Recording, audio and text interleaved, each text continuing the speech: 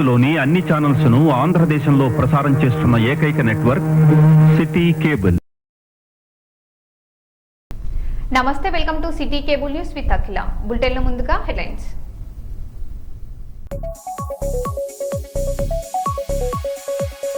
ఢిల్లీ ఎర్రకోటపై చారిత్రాత్మక ఘట్టం. తొలిసారిగా ప్రతిధ్వనించిన జాతీయ గీతం వందే మాతరం.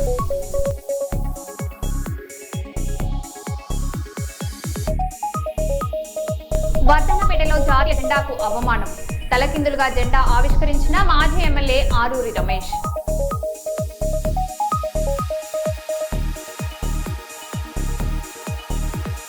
కర్నూలులో ఘనంగా 80వ స్వాతంత్ర దినోత్సవ వేడుకలు. ముఖ్య అతిథిగా పాల్గొన్న రాష్ట్ర పరిశ్రమల శాఖ మంత్రి టీజీ భరత్.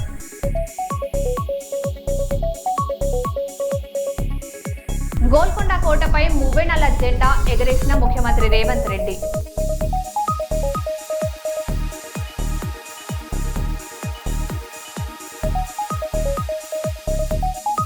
స్వాతంత్ర్య వేడుకల్లో మంత్రి ఆనం అస్వస్థ.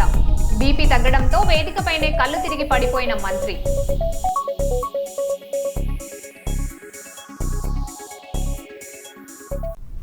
ఇక వివరాల్లోకి వెళ్తే, నర్సంపేటలో 80వ స్వాతంత్ర దినోత్సవ వేడుకలు ఘనంగా నిర్వహించారు. బీజేపీ నర్సంపేట నియోజకవర్గ కార్యాలయంలో వరంగల్ జిల్లా బీజేపీ ప్రధాన కార్యదర్శి డాక్టర్ గోగుల రాణా ప్రతాప్ రెడ్డి జాతీయ జెండాను ఆవిష్కరించారు. స్వాతంత్ర సమరయోధుల త్యాగాలను ప్రతి ఒక్కరూ స్మరించుకోవాలని ఆయన పిలుపునిచ్చారు.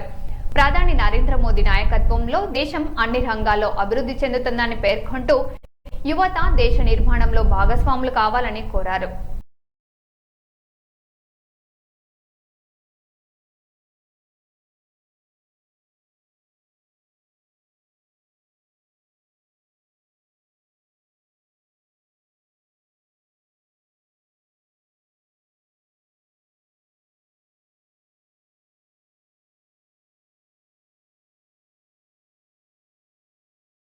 माता की जय, भारत माता की जय, वंदे मातरम, वंदे मातरम, वंदे मातरम, वंदे मातरम, जय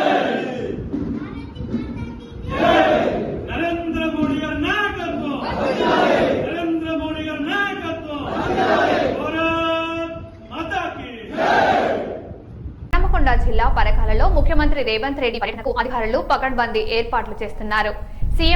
సీఎం పర్యటన నేపథ్యంలో రాష్ట్ర మంత్రి పొంగులేటి శ్రీనివాస్ రెడ్డి సభ ప్రాంగణం, హెలీప్యాడ్ ఏర్పాట్లను పరిశీలించారు. 400 కోట్లకు పైగా విలువైన అభివృద్ధి పనులకు ప్రారంభోత్సవాలు, శంకుస్థాపనలు చేయనున్నట్లు మంత్రి తెలిపారు.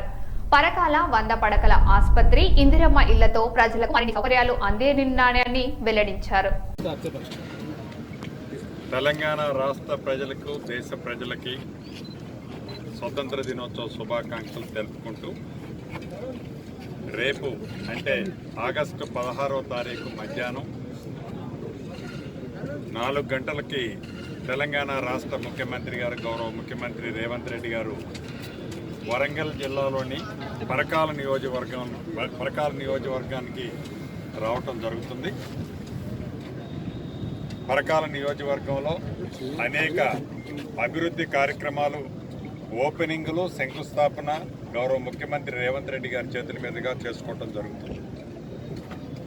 రాష్ట్ర ప్రజలకే కాదు, తెలంగాణ రాష్ట్ర ప్రజలతో పాటు దేశ ప్రజలకు కూడా తెలుసు, తెలంగాణ రాష్ట్రంలో ప్రజాప్రభుత్వం, ఇందిరమ్మ రాజ్యం వచ్చిన గడిచిన 2.5 సంవత్సరాల్లో రాష్ట్ర ఆర్థిక పరిస్థితి సహకరించకపోయినా పేదోళ్లకు ఇస్తున్న సంక్షేమ కార్యక్రమాలు ఇస్తూ అభివృద్ధిని కూడా ఎక్కడా కుంటుపడనీయకుండా జోడెడ్లలా ఈ రాష్ట్ర ప్రభుత్వము తెలంగాణ రాష్ట్రానికి అనేక సంక్షేమ కార్యక్రమాలు, అభివృద్ధి కార్యక్రమాలు చేపట్టుకున్నాం.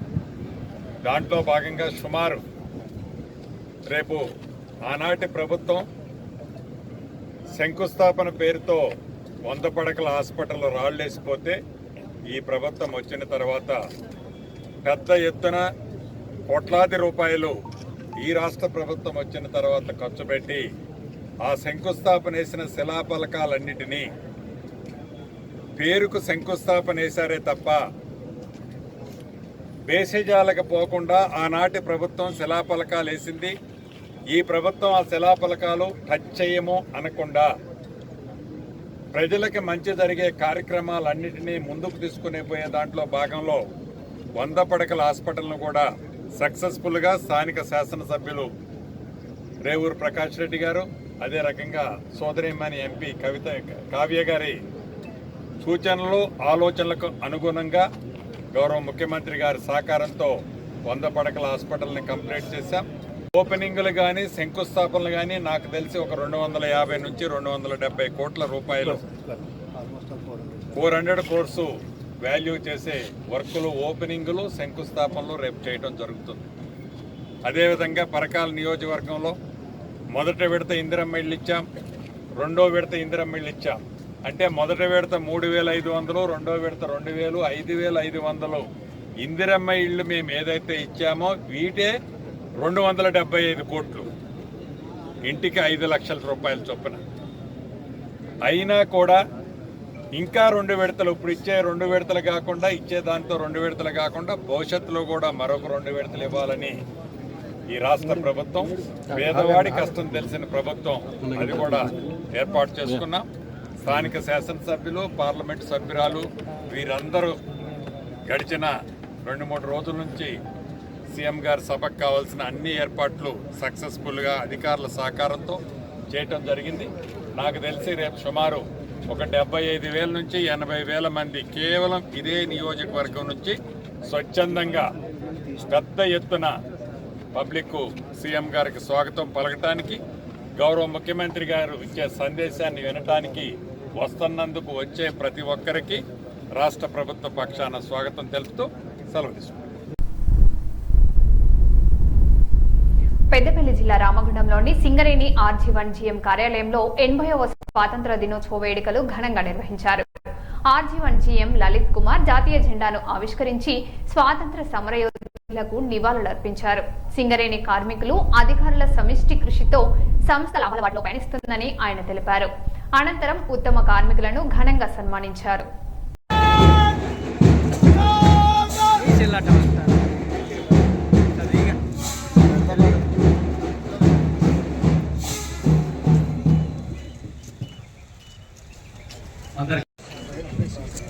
శుభసూచకంగా మనకు కొబ్బరికాయ కొట్టి స్టార్ట్ చేస్తుంది కదా, మనం ముఖ్య అతిథిగా రిక్వెస్ట్ చేస్తున్నాం సార్.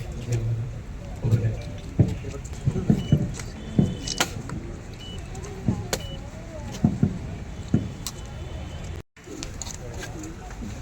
తర్వాత మేడం అధ్యక్షురాలు, తర్వాత SODM గారు and chief coordinator function Shri K Chandrashekhar గారు,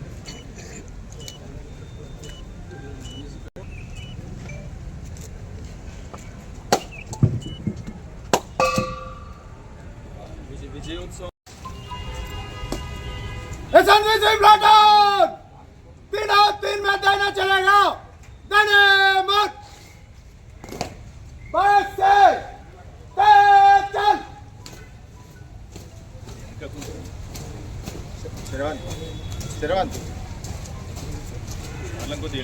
स्वतंत्र दिवस परेड समाप्त हुई, विसर्जन के लिए आज्ञा देता हूँ श्रीमान।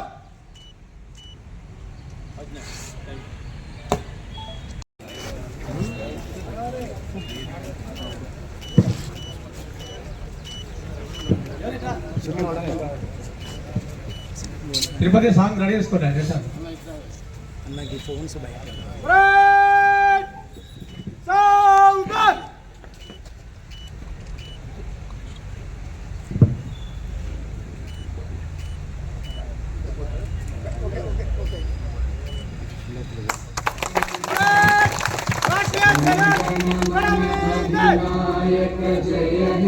भारत भाग्य विधाता, पंजाब सिंधु गुजरात मराठा द्राविड उत्कल गंगा, हिमाचल यमुना गंगा उच्चल जलधित।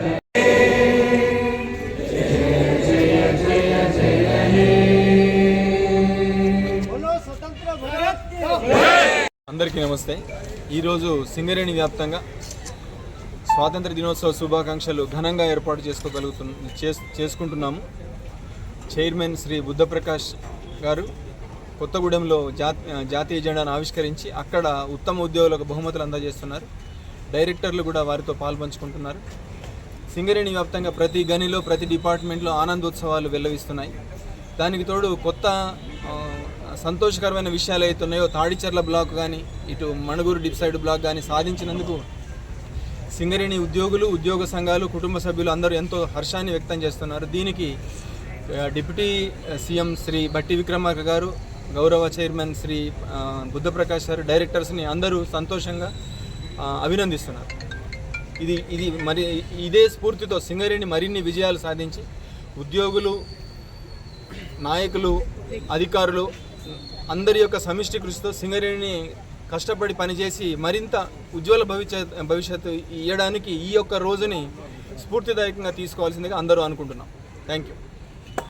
ఢిల్లీ ఎర్రకోటపై 80వ స్వాతంత్ర వేడుకలు ఘనంగా నిర్వహించారు. ప్రధాని నరేంద్ర మోదీ జాతీయ జెండాను ఆవిష్కరించి వరుసగా 13వసారి జాతిని ఉద్దేశించి ప్రసంగించారు. వందే మాతరం 150వ వార్షికోత్సవం సందర్భంగా ఎర్రకోటపై తొలిసారిగా జాతీయ గేయం వందే మాతరం ప్రత్యేకంగా ఆలపించడం చారిత్రాత్మకంగా ఘట్టంగా నిలిచింది.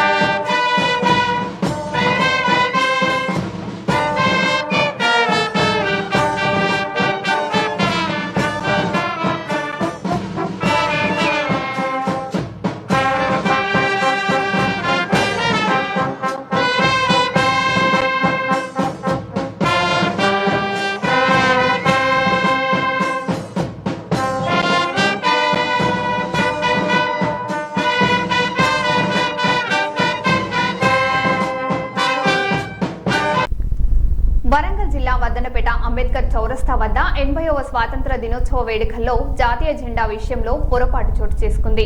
బీఆర్ఎస్ మాజీ ఎమ్మెల్యే ఆరూరి రమేష్ తలకిందులుగా జాతీయ జెండాను ఆవిష్కరించినట్లు సమాచారం. వెంటనే తప్పును గుర్తించిన నాయకులు జెండాను సరిచేసి తిరిగి ఎగురవేశారు. ఘటనపై స్థానికంగా చర్చకు దారితీసింది.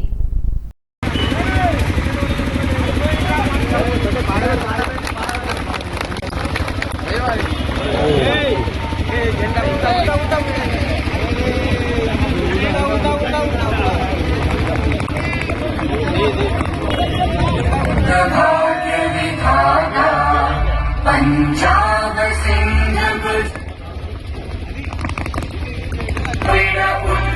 गंगा विंध्य हिमाचल यमुना गंगा उच्चल जलधि तरंगा आगे तव शुभ आशीष मांगे गाहे तव जय गाथा।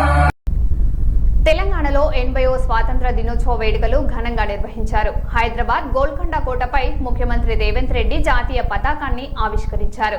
ఈ సందర్భంగా స్వాతంత్ర సమరయోధుల త్యాగాలను స్మరించుకుంటూ రాష్ట్ర ప్రజలకు శుభాకాంక్షలు తెలిపారు. గోల్కొండ కోట త్రివర్ణ పతాకంతో దేశభక్తి భావాన్ని ప్రతిబింబించింది.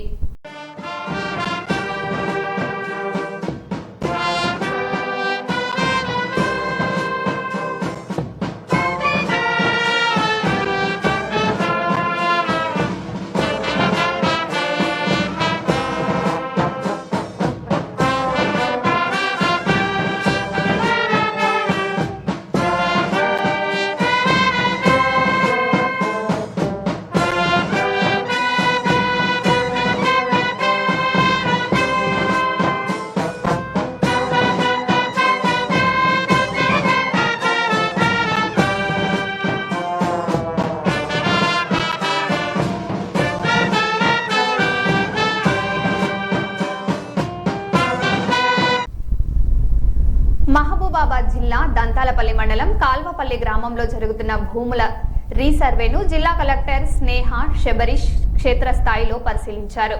రీసర్వే ప్రక్రియను స్వయంగా పరిశీలించిన కలెక్టర్ రైతులతో మాట్లాడి వారి సమస్యలు, అభిప్రాయాలను అడిగి తెలుసుకున్నారు.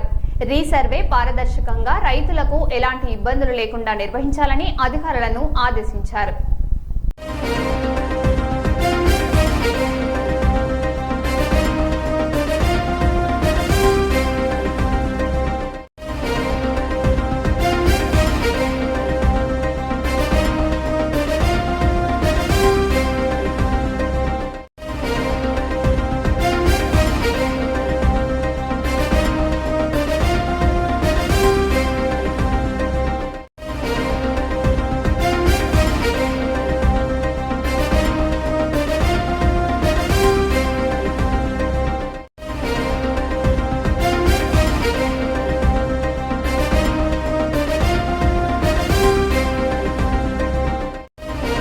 సూర్యాపేట జిల్లా మోతేలో సంచలనం సృష్టించిన భార్యాభర్తల జంట హత్య కేసును పోలీసులు 24 గంటల్లోనే ఛేదించారు. సీసీటీవీ సాంకేతిక ఆధారాలతో 2 నిందితులను అరెస్టు చేశారు. నిందితుల్లో మోతే పోలీస్ స్టేషన్ కానిస్టేబుల్ ఎండి షరీఫ్, జిల్లేపల్లి సుందర్ ఉన్నారు. డబ్బుల వివాదంతో దంపతులను హత్య చేసినట్లు పోలీసులు తెలిపారు. నిందితుల నుంచి హత్యకు ఉపయోగించిన గుదిబండ, బైక్, 2 సెల్ ఫోన్లను స్వాధీనం చేసుకున్నారు. అందరికీ నమస్కారం. సూర్యాపేట జిల్లాలో మోతే పోలీస్ స్టేషన్ పరిధిలో 11/12 ఈ నెల 11వ తారీఖు 12వ తారీఖు ఇంటర్వీనింగ్ నైట్ మనకు 12వ తారీఖు మధ్యాహ్నం టైంలో ఇన్ఫర్మేషన్ రావడం జరిగింది. మోతే మండల హెడ్ క్వార్టర్కి దగ్గరలో ఖమ్మం సూర్యాపేట్ వచ్చే ప్రధాన రహదారికి ఆనుకొని ఉన్నటువంటి వ్యవసాయ పొలంలో ఇద్దరు, ఒక మగ వ్యక్తి ఒక ఆడ వ్యక్తిని చంపేసి పూడ్చిపెట్టినారు అనేటువంటి ఇన్ఫర్మేషన్ మనకు రావడం జరిగింది. ఇమ్మీడియట్లీ ఎస్ఐ మోతే లచ్చిరెడ్డి గారు, అదేవిధంగా సిఐ మునగాల రామకృష్ణారెడ్డి గారు ఇమ్మీడియట్లీ స్పాట్కి విజిట్ చేయడం, తదనంతరం సీనియర్ ఆఫీసర్లకు చెప్పగా కోదాడ డిఎస్పి గారు, అదేవిధంగా నేను కూడా స్వయంగా అక్కడికి సీన్కి వెళ్ళడం జరిగింది. అక్కడ చూసిన తర్వాత మనకు దానికి సంబంధించిన వ్యక్తుల ఆచూకీ మనకు తెలియదు కాబట్టి అక్కడ ఉన్నటువంటి గ్రామ పాలనాధికారి ఫిర్యాదుతోటి ఈ ఇద్దరి మరణాలపై మర్డర్ కేసు రిపోర్ట్ చేసి ఎగ్జిక్యూటివ్ మ్యాజిస్ట్రేట్ సమక్షంలో వీడియోగ్రఫీ ద్వారా మనం ఆ 2 ఏవైతే పూడ్చివేయబడిన వ్యక్తుల శవాలని బయటికి ఎగ్జ్యూమ్ చేయడం జరిగింది. చేస్తే అక్కడ ఉన్నటువంటి చుట్టుపక్కల ఉన్నటువంటి ప్రజానికం, మోతే మండల హెడ్ క్వార్టర్లో ఉన్నటువంటి ప్రజానికం, అదేవిధంగా ఆ చుట్టుపక్కల ఉన్నటువంటి తాండాలో ఉన్న ప్రజానికం వాళ్ళను గుర్తుపట్టి చనిపోయినటువంటి ఆడ వ్యక్తి ఈ మోతే మండల పరిధిలో ఉన్నటువంటి బీకే తాండకు చెందినటువంటి భూబాగా గుర్తించడం జరిగింది. ఇంకొక మగ వ్యక్తి నాగుగా గుర్తించడం జరిగింది. వీళ్ళిద్దరూ భూబా నాగు భార్యాభర్తలు, బీకే తాండ వాసులు. వాళ్ళు అక్కడ వాళ్ళకి ఎటువంటి ఆధారం లేకుండా మోతే మండల పరిధిలో ఈ యొక్క వ్యవసాయాన్ని భూములను లీజుగా చేసుకొని జీవనం సాగిస్తూ ఉన్నారు. సో వీళ్ళు అనుమానాస్పద రీతిలో మరణించి ఉండడంతో మనం మర్డర్ కేసుగా నమోదు చేసి సిఐ మునగాల ఆధ్వర్యంలో ఇమీడియట్లీ ఇన్వెస్టిగేషన్ స్టార్ట్ చేయడం జరిగింది. అక్కడికి వెళ్ళిన తర్వాత dog squad, clues team, technical team అన్నీ విజిట్ చేసి మనం టీములుగా డివైడ్ అయిపోయిన తర్వాత మనం దర్యాప్తును వేగవంతం చేయడంతో మనకు ఉన్నటువంటి సాంకేతిక ఆధారాలు, అక్కడ ఉన్నటువంటి ఫిజికల్గా ఆధారాలు వీటన్నిటిని క్రోడీకరించి మనం ఇందులో ఒక అక్కడనే మోతే మండల పరిధిలో ఉన్నటువంటి సుందర్ అనేటువంటి వ్యక్తి ఇందులో ఆ లేట్ నైట్ వరకు వాళ్ళతోటి గడిపినట్టు ఉన్నట్టు మనకు తెలిసింది. తర్వాత పోలీసులు వాళ్ళని ఎంక్వైరీ చేసి ఇన్వెస్టిగేట్ చేస్తే తదుపరి ఇందులో ప్రధానమైనటువంటి సూత్రధారిగా పోలీస్ కానిస్టేబుల్ ఎండి షరీఫ్, ఇతను మోతే పోలీస్ స్టేషన్ పరిధిలో పనిచేస్తుండు. 2024కు సంబంధించినటువంటి కానిస్టేబుల్ ఉండడం మనం ఇందులో ఆయనకు సంబంధించినటువంటి ఆధారాలు స్పష్టంగా మనకు బయటపడడంతో ఆయనని, అదేవిధంగా ఈ మోతే పోలీస్ స్టేషన్లో పనిచేస్తున్నటువంటి షరీఫ్ని, అదేవిధంగా జిల్లపల్లి సుందర్ మోతే మండల పరిధికి సంబంధించిన వ్యక్తులని ఇద్దరిని మనం ఇందులో నేరస్తులుగా మనం గుర్తించడం జరిగింది. ఇందులో పూర్వపరలోకి వెళ్తే ఈ జల్లపల్లి సుందర్ అనేటువంటి వ్యక్తి మోతే మండల పరిధిలో చిన్న చిన్న పంచాయతీలలో ఇన్వాల్వ్ అవుతూ ఉంటారు. అక్కడ మనకి ఈ యొక్క కానిస్టేబుల్గా పనిచేస్తున్నటువంటి షరీఫ్కి పరిచయం కావడం, ఆ పరిచయం అలా కొనసాగుతున్న క్రమంలో భూబా నాగులు అనేటువంటి దంపతులకు ఉన్నటువంటి ఆడబిడ్డ పంచాయతీ విషయాన్ని పోలీస్ స్టేషన్కి తీసుకొచ్చినప్పుడు ఈ యొక్క షరీఫ్ తోటి భూబాకి నాగులకి పరిచయం ఏర్పడింది.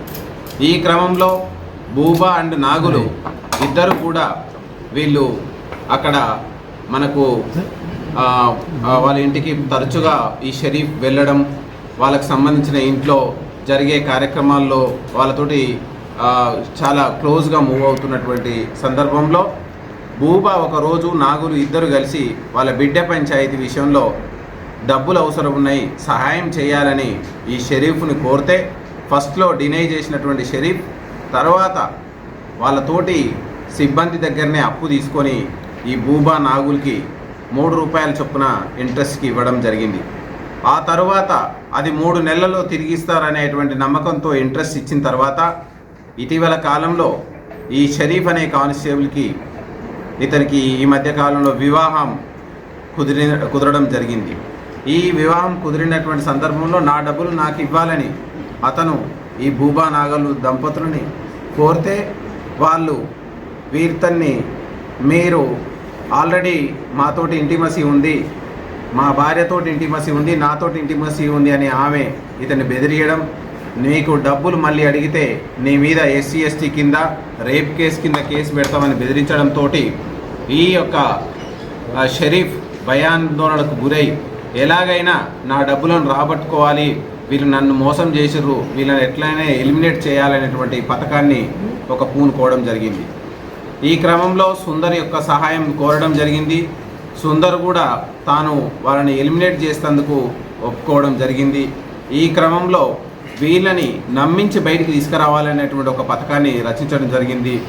ఆ పథకంలో భాగంగా వీళ్లకు అంటే భూబా నాగులకి ఏదైనా లోన్ ఇప్పిస్తాను, మీకు కొన్ని గొర్రెలు కానీ కొన్ని పశువులు కానీ ఉన్నట్లు, వాటికి మీరు సపర్యలు చేస్తున్నట్లు, వాటికి మీరు నీళ్లు దాపేటువంటి ఏర్పాట్లు కానీ, వాటిని మేత వేసే ఏర్పాట్లు కానీ, వాటి ద్వారా వచ్చేటువంటి పశువుల పేడ, గొర్రెల పెంట వేసే ప్రదేశాలు, వీటన్నిటిని మీరందరూ సేవ చేస్తున్నట్టు ఫోటోలు ఉంటే లోన్ ఈజీగా శాంక్షన్ అవుతుందని నమ్మించి ఎప్పుడైతే 11వ తారీఖు రోజు సాయంత్రం నుంచి దీనికి పథక రచనకి వేగంగా ప్రణాళిక సిద్ధం చేయడం జరిగింది.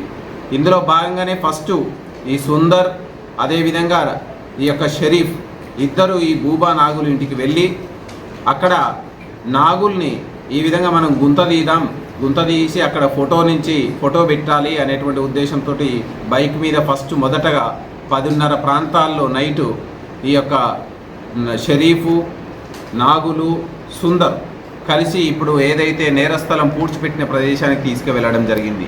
అతన్ని నమ్మించి గుంట తీస్తున్న క్రమంలో నాగులు పారతోటి గుంట తీస్తూ ఉన్నాడు, సుందర్ గడ్డపారతోటి తోముతా ఉన్నాడు. ఈ క్రమంలో వీళ్ళు ప్రణాళికలో భాగంగా తెచ్చుకున్నటువంటి పశువులకు గుదబండగా వాడుతున్నటువంటి కర్రతోటి విచక్షణ రహితంగా అతని మీద దాడి చేయడం, అదేవిధంగా దాడి చేసినటువంటి తదనంతరం అదే గుంతలో అతన్ని పెట్టి పూడ్చేసి మళ్ళీ ఏమి తెలియనట్టుగా బూబా ఇంటికి వెళ్ళడం, మళ్ళీ బూబాను కూడా నమ్మించి కొంత సమయం తర్వాత మీ భర్త అక్కడనే ఉన్నాడు, ఫోటో దిగాలి, నువ్వు కూడా దిగడానికి రండి అని చెప్పి ఆమెని కూడా అదే నేరస్థలానికి తీసుకురావడం. అక్కడికి వచ్చిన తర్వాత ఆమె చూసేసరికి ఎక్కడ భర్త కనిపించకపోవడంతో ఆమె అరవడం.